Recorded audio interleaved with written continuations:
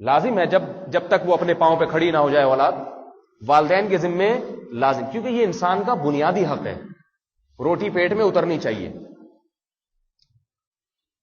اسی طرح میرے بھائی، جیسے جان کی حفاظت ہر انسان کا بنیادی حق ہے، باپ بھی بیٹے کو قتل نہیں کر سکتا، ماں اپنی اولاد کو قتل نہیں کر سکتی، قرآن نے منع کیا وَلَا يَقْتُلْنَ أَوْلَادَهُنَّ۔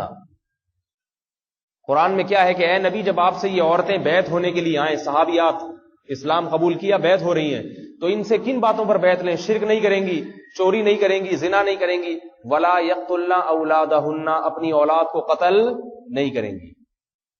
اولاد کے قتل میں علماء نے دونوں صورتیں لکھی ہیں، بچے کو پیدا ہونے کے بعد قتل کر دیا غربت کی وجہ سے، یہ کھلائیں گے کہاں سے، ایسا زمانہ جاہلیت میں ہوتا تھا، بعض دفعہ والدین اس لیے مارتے تھے بھائی روٹی پانی کا ہمارے لیے انتظام نہیں ہے، اس کو کہاں سے۔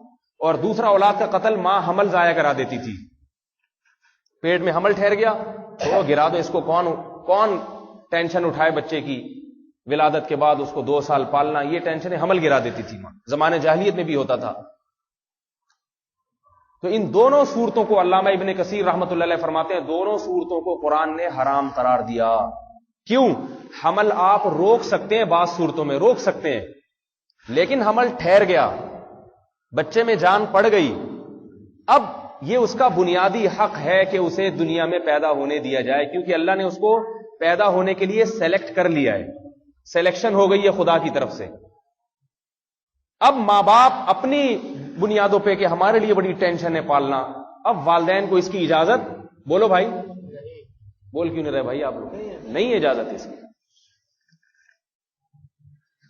لیکن والدین پی جاتے ہیں، حمل گر رہے ہیں صبح شام، ہسپتالوں میں بہت ہو رہا ہے یہ۔ بچہ پیدا ہونے کے بعد تو مار نہیں سکتے کیونکہ کیس ہو جائے گا، دنیا کیس کرے گی، لوگ پوچھیں گے کہاں گیا بھائی، ہوا تھا کہاں گیا، اور پیٹ میں گرا دو پتہ بھی نہیں چلتا کسی کو۔ لیکن یاد رکھو یہ دنیا میں پتہ نہیں چل رہا، قرآن کہہ رہے وَإِذَا الْمَوْءُودَةُ سُئِلَتْ بِأَيِّ ذَنبٍ قُتِلَتْ۔ عرب میں عادت تھی، بعض عربوں میں، کہ اپنی بچی کو باپ خود دفن کر کے آ جاتا تھا۔ اب جب باپ ہی دفن کر رہا ہے تو باپ سے کوئی انتقام لے سکتا ہے کیا؟ وہ کہے گا میری اولاد میں نے دفن کیا۔ لیکن قرآن کہہ رہا ہے قیامت کے دن زندہ دفن کی ہوئی بچی سے خدا پوچھے گا بِأَيِّ ذَنبٍ قُتِلَتْ، بتا تجھے کس جرم میں قتل کیا گیا، خدا انتقام لے گا۔ تو وہ مائیں جو اپنے حمل کو ضائع کرا دیتی ہیں کسی واقعی شرعی عذر کے بغیر، تو یاد رکھو یہ نہ سمجھیں کہ کسی کو نہیں پتا چلا، جس اولاد کو ضائع کیا جا رہا ہے وہ والدین کی اولاد بعد میں ہے، خدا کی مخلوق، اللہ کی مخلوق وہ پہلے ہے۔ اللہ اسی آیت کی روشنی میں وَإِذَا الْمَوْءُودَةُ سُئِلَتْ، زندہ دفن کی بھی بچی سے اللہ خود پوچھے گا کہ تو میری مخلوق تھی، تجھے میں نے پیدا کیا، بتا تجھے تیرے باپ نے کس جرم میں قتل کیا۔ یاد رکھو وہ ماں جو اپنے حمل کو ضائع کر رہی ہے کسی واقعی شرعی عذر کے بغیر، جان پڑ جائے پھر تو کسی عذر سے ضائع کرنا جائز ہی نہیں ہے، تو ضائع کر رہی ہے، خدا اللہ اس سے قیامت کے دن پوچھے گا، اس بچی سے یا بچے سے جو ماں کے پیٹ میں تھا، کہ بتا تجھے کس جرم میں قتل کیا گیا، اس سے پوچھے گا اللہ۔ یہ نہ سمجھے کہ دنیا میں اگر انتقام نہیں ہے تو آخرت میں بھی نہیں۔ تو میں یہ عرض کر رہا تھا کہ زندگی انسان کا، زندہ رہنا انسان کا بنیادی حق ہے یا نہیں ہے؟ بتاؤ بھائی، ماں باپ والدین یہ حق چھین سکتے ہیں؟ بولیے، حکومت چھین سکتی ہے؟ کوئی بھی نہیں چھین سکتا۔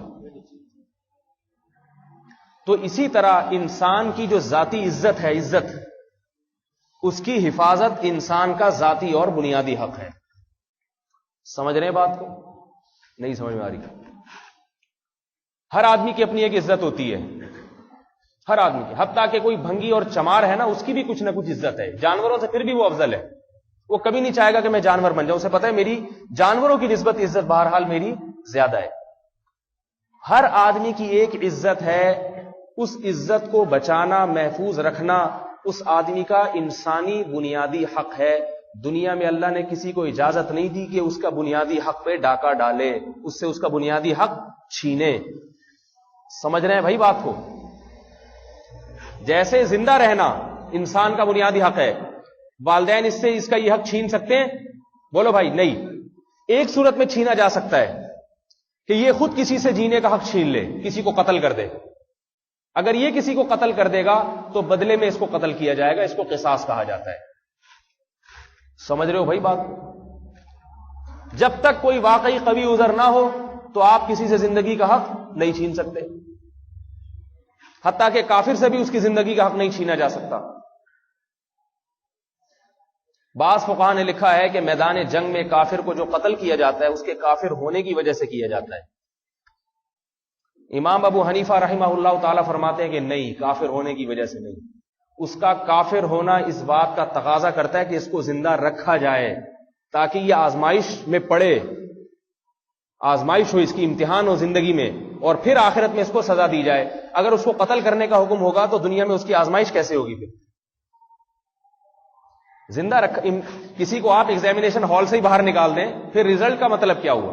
ایگزامینیشن ہال میں بٹھا کے رکھا جائے گا اس کو، تبھی اس کا امتحان ہوتا ہے. 3 گھنٹے جو ایگزامینیشن ہال میں ہیں وہ پورے کیے بغیر کوئی نکال اس کو نہیں سکتا. اب کافر کو دنیا میں اللہ نے کتنے وقت کے لیے بھیجا ہے؟ جتنے ٹائم کے لیے بھیجا، امتحان کے لیے بھیجا. اب اگر آپ اس کو پہلے قتل کر دیتے ہیں، اس کا مطلب ہے آپ اپنی مرضی سے ایگزامینیشن ہال سے اس کو باہر نکال رہے ہیں. اس لیے امام حنیفہ فرماتے ہیں کافر کو کفر کی وجہ سے قتل نہیں کیا جاتا، میدان جنگ میں کافر کو اس لیے قتل کیا جاتا ہے اس کی طاقت اور قوت کو توڑنے کے لیے، کیونکہ وہ مسلمانوں کو مار رہا ہے.